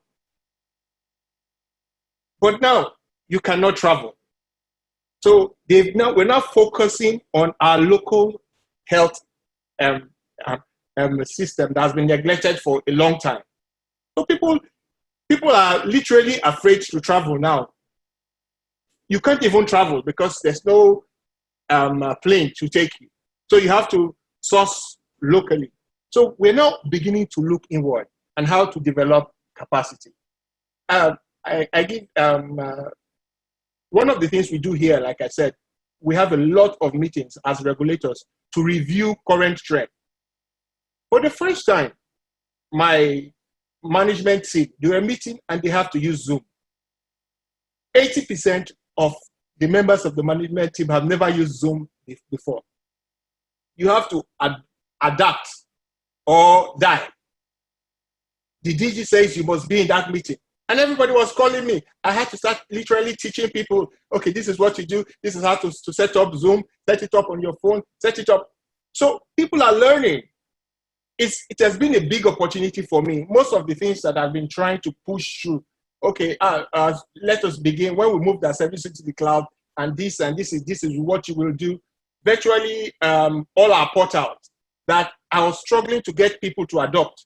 Right now, you can't go to the office, there's no paper. So they have to log in. Oh, please, Charles, can you help me reset my password? Oh, I've forgotten this. How can I? So I'm constantly on calls. I have to set up my own team now that responds to people. some change. This change post-COVID has been forced on us. You either adapt or you die, or you become a dinosaur. You either key in. You see, the children, look at my kids now. They practically, all of them, every day they sit down on their PC, they are so comfortable with it now. Home, online schooling, working from home. You have to learn it. People that have been struggling with computers, by virtue of our work, most of our inspectors are people that are above 55, because you must have worked in the industry. For you to be a regulator, for you to regulate a captain, you must be a captain of captains. That means you must have flown like 20 years. Then we can now take you and send you for inspectors training for you to be an inspector, so that the industry will respect you and know that you are really qualified. So most of these people, they are almost impossible to bring them into IT. But right now, they don't have a choice. To be relevant, you have to learn this thing. One of my biggest challenges is getting them. Right now, I'm the one that everybody is looking for. Oh, I cannot log into this meeting. Charles, what do? I've never used this technology before. So right now, I have a team that is remotely pushing people, and they have to work. You know, somebody said, somebody asked a question about Zoom. I want to just round up about that. In Zoom, yes, it's not the most corporate, it's not the most ideal for corporate meetings. But because of cost, we have a video conferencing facility that connects about 4 offices. 4 of Abuja, Kaduna, Port Harcourt, and Kano. But I have 26 airports, and other people have to connect. And we are also mindful of cost, right? We don't have this facility spread across the country. So because of cost, you have to sacrifice some other things. So Zoom now becomes ideal because it's a cheaper alternative. More people can connect even via their mobile devices. For the telepresence, you have to physically go to the video conferencing room. So right now, you have to adapt, and the revenue is not there. So you have to look for creative alternative and sacrifice 1 or 2 security or what would you say? So you have to use public. Things are available in the public that, yes, might not be as ideal as owning your own, but cost now is a very big issue. Thank you. All right. Thank you, Charles.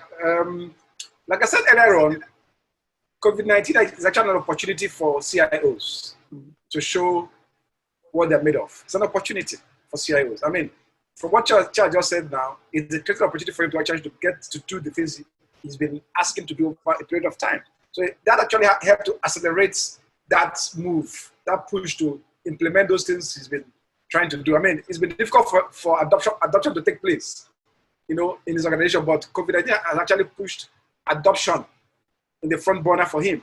He's no longer the one pushing for it.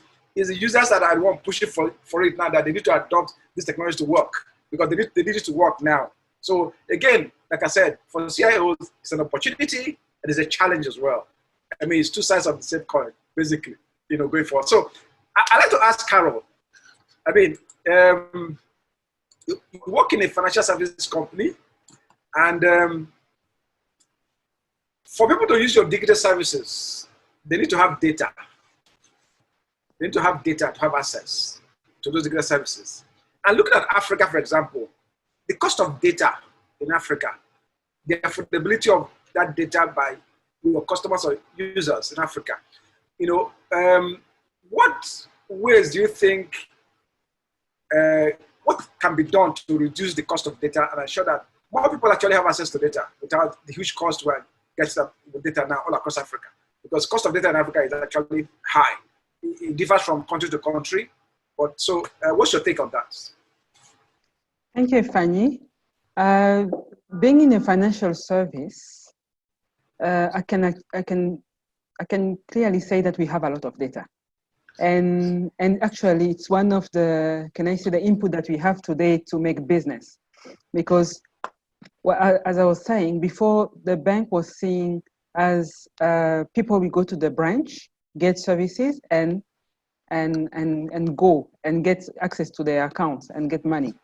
But now with the digital service, we had first of all to contact our customers because they were in their home, logged, and they could not access. So we have to approach them and to get these digital services, the bank services. So how did we do that? Is to go to data. Because we have the data, we could tell, oh, this is a person, this is a type of customer. We can offer him this type of service, a digital service, so that they can continue, transact, provide services, pay their bills, etc., etc. So having data, Africa, we have data. We have data, and mostly in financial service, the data is regulated. So we have to make sure that this data is secured. It's not access to everyone. And we need to make sure that there's a proper governance around the data that we have. Now, in terms of the cost of the data, as you said, it's differ from the different countries, but mostly, I think what we need to be doing to make sure that this access to data is convenient to all the countries is to put in place a common regulatory platform where we make sure that if today I want to access the information that Dr. Ayotunde has as part of the customers he has for the data center is owning, we need to have put in place some regulatory that safeguard not only our customers, but also the business we're going to do. So I think this is number one element that is going to help us to have a data that is, can I say, affordable for different people. But mostly, there's a lot of about security because I think we're still in an era where we care a lot about security of the data, and we need to build that insurance. What do we do with this data? How do we make people accessing that data? What do they do with this data? Because again, we need to make sure that all the countries have built a same level of governance around data to make sure that now people can collaborate, different countries collaborate, different institutions can collaborate and use the power of this data to either build the value chain that Dr. Ayotunde was saying, or even put in place platform for securing the access of this information like Nixon was saying. So I think for me, putting a platform, regulatory in place and collaborate, and that is we're going to achieve having affordable data among us. Thanks, Stephanie. Thank you very much, Carole. Quickly, because of time, I'm going to. The questions from the participants are quite a lot of questions. What I'm going to do with that is,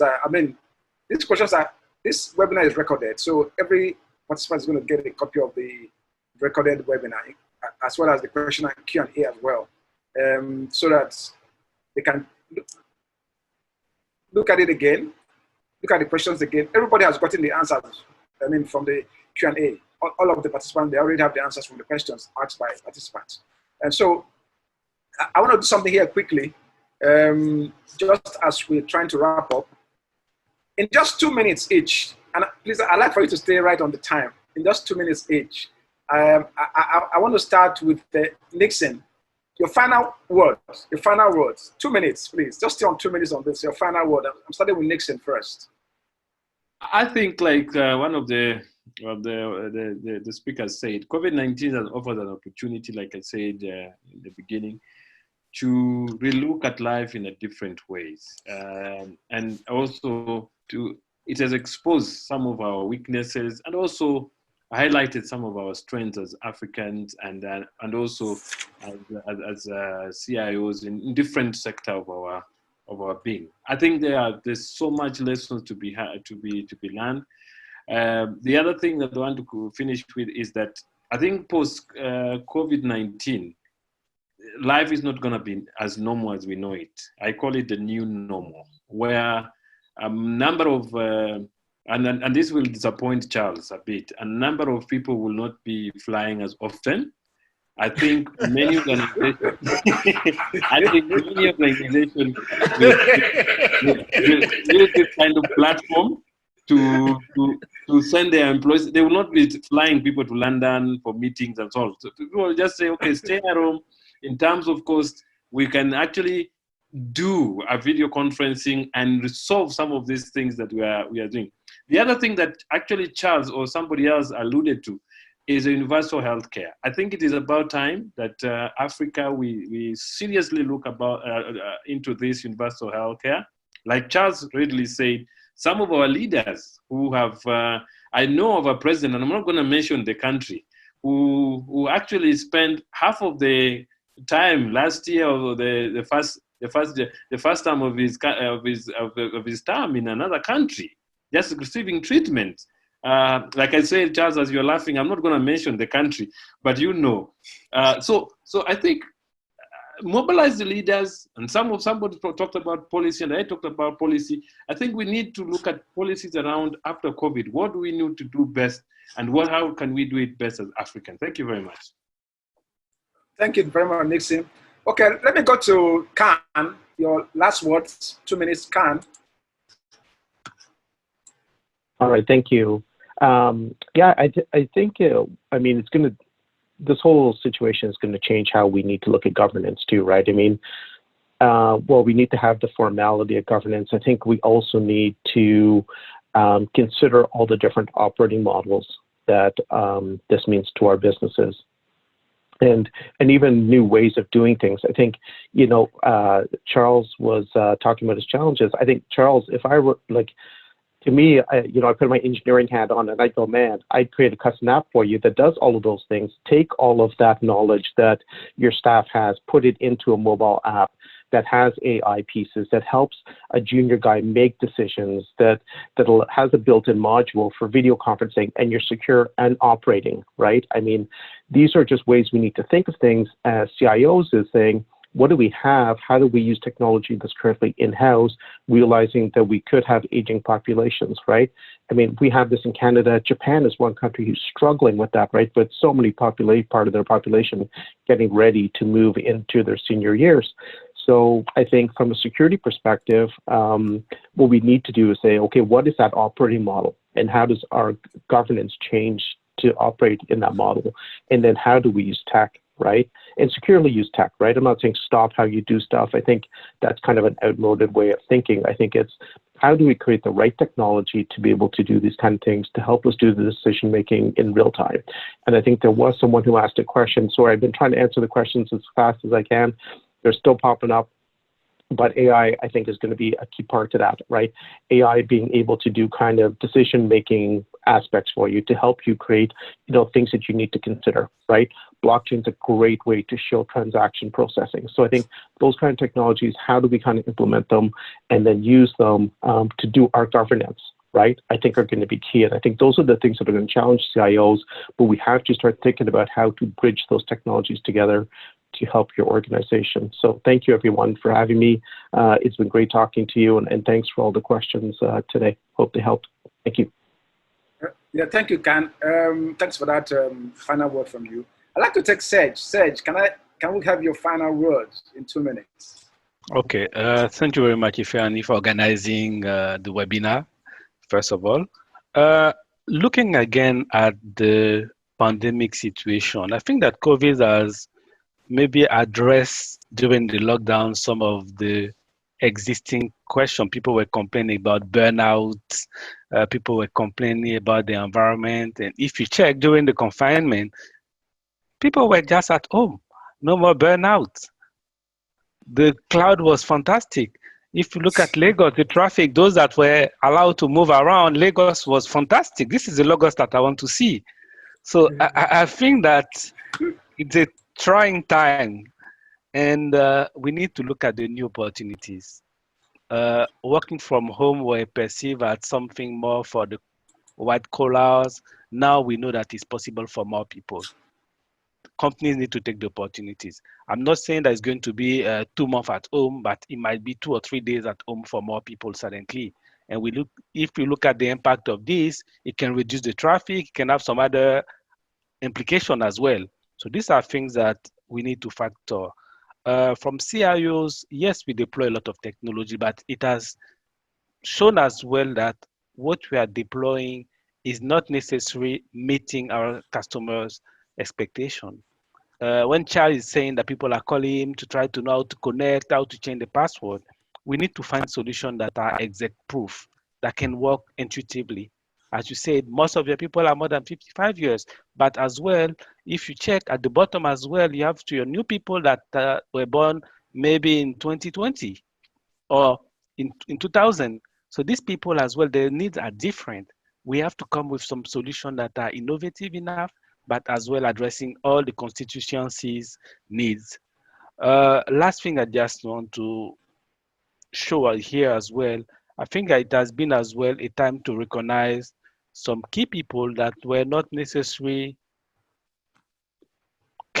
we were not caring about.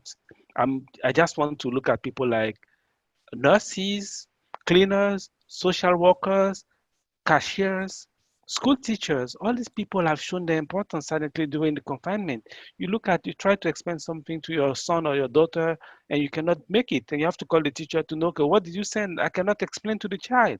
So these are all these people that we need to recognize as well in our day-to-day activities. They are maybe not visible when we do things, but they are very critical. Thank you very much. That's all from me. All right, thank you very much, Serge. Sorry, there's still some questions for our panelists. I think Khan, you've got a couple of questions, Khan, that you need to answer on the Q&A. That's still pending. Nixon, also, you've got a question to answer on Q&A as well. So please just help answer those questions. There's a question on AI and blockchain technologies as well. So my panelists, just please answer those questions so that they can have the answers to those questions. Thank you. I'd like to call on Charles to give us his final word, 2 minutes. Now, in closing, I want to just paint a picture of some of the things I face. I have a captain that has flown a 747, the jumbo jet, for 10 years, but cannot use a mouse. So these are some of my realities. But by force, by right, now they have to learn. So those are some of the things I'm talking about. It's easier working with this younger generation than working with these people. And the industry needs these people because their experience in aviation you cannot take away. Do a jumbo jet mouse. So like I tell them, you cannot be a dinosaur, otherwise you become extinct. You have to adapt, you have to evolve. And really, I'm seeing a lot of change. Let me end like saying like this. Please do not be a dinosaur. Change is inevitable. Post-COVID is changing a lot of things we have to change. 9/11 changed aviation. COVID is also going to change aviation. And please fly. No matter how you have your veteran meetings, please fly. We will still fly. Nixon, I know you will fly. You like meetings all over the world. Thank you. I've already been told I will not be flying. All right. Thank you, Charles, for that. Okay, great. This is interesting. So you're looking for customers, Charles. You didn't put the fly, so you can earn revenue. That's very interesting. Okay. I'd like to hear from Dr. Koka. Your 2 minutes last word.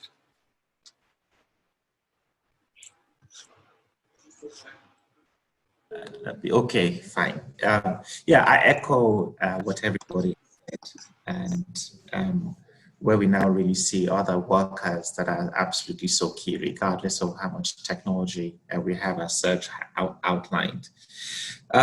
I think that there will be a difference. It's interesting to see how far the shift back will happen. When they had a partial lockdown, I look out of my windows and look at the cars moving, and I'm thinking, okay, what patterns am I seeing here? And also, it's always good to look at what's happening elsewhere in Europe and US, the patterns that they're having and how that might play out over here. Just very quickly, I think a few things will come in. Now people are here. They see the quality of some of the doctors we have. They understand the demand to invest in health in the private sector and also in the public sector. So you'll now start to see health, technology-enabled health coming in. We're already speaking to some companies that want to host closer to the edge, higher performance interconnection. So you can have doctors located elsewhere actually either do some pre-consultations before they come over here to see people, or they can engage during operations. And, you know, that's the way the medical world is. You know, you have experts scattered around. Even if you're in London, the experts you need to see might be in Paris, for instance, and that's the way it is. So technology will enable that. It might mean people, the quality of how people want to fly probably will change. And, you know, aviation will innovate around that somehow. You also have, you know, other things, you know, around education. You always have to send your children to school abroad all of the time, or can you have an interesting mix? People will seriously start to think about that. In terms of work from home, yes, it will happen a lot more, but look, bringing it down to what it means here, there are people who travel 2 hours, 3 hours each way to work in a mega city like Lagos. But it's not actually practical for them on a day-to-day life to work from home 5 days a week. And you have technologies now that my 365 sort of flashed something up to me to say, this is how you've been interacting with your direct reports, you know, and what you've been doing. You can actually use that to understand the dynamics of how employees are working more. I think what probably happened is this: rather than people taking 3-hour drives to where the head office is, you'll have distributed locations that they can actually go to plug in good Wi-Fi, power, and all of those things. But it's only a 15-minute drive from home. But they've joined a virtual network of people around the place, maybe the contact center and so on. So we'll see some emergence of very interesting use of technology, especially now that lots of CEOs and executive directors and so on are starting to understand that you can trust people. People will deliver when they're engaged. They get clear targets, and technology will enable that. And things like DocuSign, for instance, you know, there's sometimes when you have to have a wet signature and so on. Some of these things are being reviewed by sort of the authorities to meet. You can actually have a properly verified digital signature to conclude business transactions. Some of those things are now being thrown away. And we'll now see that you don't have to be in a place to conclude a business deal, for instance, like maybe an M&A acquisition. You can be anywhere else to conclude that deal. So we'll see how these things emerge over the next sort of medium to long term. Thank you very much, Dr. Coker. Finally, thank you very much for having me on here. It's been a pleasure being on the panel. Thank you very much. Well, the last, not the least, I mean, let's keep the best for the last. The females are special to us. So I'd like to welcome Carole to give us her last 2 minutes final word. Thank you, Ifani. So my last word will be, first of all, I think we need to appreciate, although we lost some lives with the COVID-19, and maybe some of our economies have been shut down, but I can see a lot of opportunities for Africa. If I can see from the past 2 months where we're in a lockdown, so many entrepreneurship started, especially Africa having the youngest population. You could see job creation from the small businesses, people in delivery of food, delivery of different materials, because people could not travel. So you can see it has created jobs, and also some few businesses have opened. Then I've also seen the way some of the businesses have been transforming themselves. If you look at the number of restaurants that were traditional, they changed themselves to a different model. If you look at all the businesses, pharmacies, they could now deliver different things to your home. So you can look at the adaptability that Africa could have to transform themselves and continue offering different services and products to the population. So there's a lot of opportunities for Africa. And then if you look at, specifically, if you look in the financial service, the way we've transformed the traditional bank to the digital. So people are now and as Nixon says, this is going to be the new normal. People are going to be thinking twice before traveling to the branches. They have everything on their phone. So there's a lot of opportunities. What we need to do is, as Charles said, let's not be dinosaur, let's adapt ourselves, embrace the change, rethink, diversify. Maybe this is the time to relook at the business that we've been doing. Was still that business relevant? How do you transform it now to adapt to the current market? Now, from the CIO perspective, as a CIO, mostly we love investing. We love getting the latest technology. We love getting the best, being the best of the best. I think this is a time to be agile, understanding the current situation, of course, by offering adequate solution, efficient solution that support the business and enable the business to continuously making money. Then something else that we need to be as a CIO is to be the transformative person, because we are the central of the business. We understand the business, we understand our users, we understand our processes. So it's very easy for CIOs to actually guide business how they should be evolving. And then lastly, we need to continuously providing a best experience to our business, to our customers and to our users. So for me, that will be the three: agility, innovation, and customer experience. Thank you very much for this opportunity and having me on this webinar. All right, thank you, Carole. I mean, agility, innovation, and what? What was the last one you said? Customer experience. And that's very important. That's absolutely very important. Customer experience is key. I mean, as we're moving into digital platforms, they should have better customer experience than what they used to have who were doing traditional, banking and all of that. So thank you very much for that. I mean, it's been an awesome time with all the panelists and all of the participants who have been with us online for the past 2 hours now.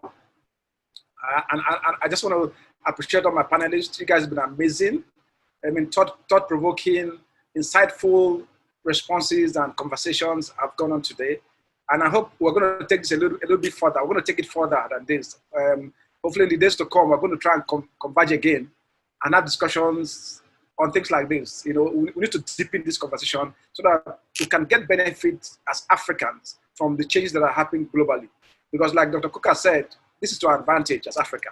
We're strategically positioned to take advantage of what the world is going through right now, so that we need to push this, we need to amplify the message so that Africans can understand where we are and take advantage of the opportunities that we have available. For CIOs, I mean, like I said, this is the best time for CIOs globally, in Africa particularly. CIOs, they understand innovation, agility, and being able to deliver value to customers, will know what to do and create the necessary impacts and value to their customers. So I'd like to thank Khan, all the way from Canada, who's been with us. I mean, it's a pleasure having you in this webinar, and thanks for your contributions as well. Thank you for having me. It's been a great pleasure. Thank you very much. I want to thank Nixon all the way from Kenya for also being here. Thank you very much. It's been awesome having you here. Serge, thank you so much for all of your contributions. We appreciate you for being here. Thank you, Frank. Charles Ayotunde, the aviation man who's looking for customers to fly. Also appreciate your... My pleasure. There's no way you will fly. You will fly. You will fly. How can you enjoy Rwanda? Like Rwanda if you don't fly? How can you come to Nairobi? You will fly. You arrange that flight. All right, that's interesting. Also, I want to thank Carole for being here with us. It's been a pleasure having you here. I mean, we just met recently, and I'm excited that you're part of this webinar. Thank you very much. Thank you. Dr. Kuka, my friend and my brother, I want to also appreciate you for being here, and thanks for all the contributions, insights, and all of that. As a CIO, and now as a chief executive. Thank you for your insight. Thank you very much. It's been a pleasure. Thank you. To meet everybody. Bye-bye. Thank you, everybody. So all our participants, you're going to get a recording of this webinar. There's going to be a survey for you to fill for us so that we can be able to do this better next time. Once we get off offline, there's going to be a survey for all the participants to fill up and tell us what we need to do to improve all of this we've done today. And like I said, this is going to continue. And this is hosted by CIO Masterclass Africa. The essence actually is that they want to bring CIOs in Africa together to connect, collaborate, learn and solve problems in the organizations and all of that. So it's an ongoing initiative that, I mean, Dr. Kuka is actually going to be one of the mentors for this initiative. So, I mean, from his experience as a CIO and now as the chief executive, he's going to be one of our key mentors, for the CIO Africa Masterclass initiative. So you're going to be seeing more of him, as time goes on. But we need to share from his word of experience over the years as a CIO, and of course, now as a managing director as well. So I'd like to thank all of you panelists, thank all of the participants who've been patient to wait for us. and for all of the interesting and insightful conversation and discussions. And I'm hoping that in the days to come, we're going to call you up again to be part of this conversation again in a different mode and all of that. Thank you once again very much. Thank you very much. All the best. Thank you. Bless you. Nice connecting to you all. Bye. Yes. Thank you. Thank you Keep so safe. much. All right. Bye. Yeah, bye. Keep safe, everybody. Bye now. Bye. Thanks for watching. I trust it was valuable to you. Please kindly subscribe to this channel if you like it. And again, for notification of subsequent series. Thank you very much.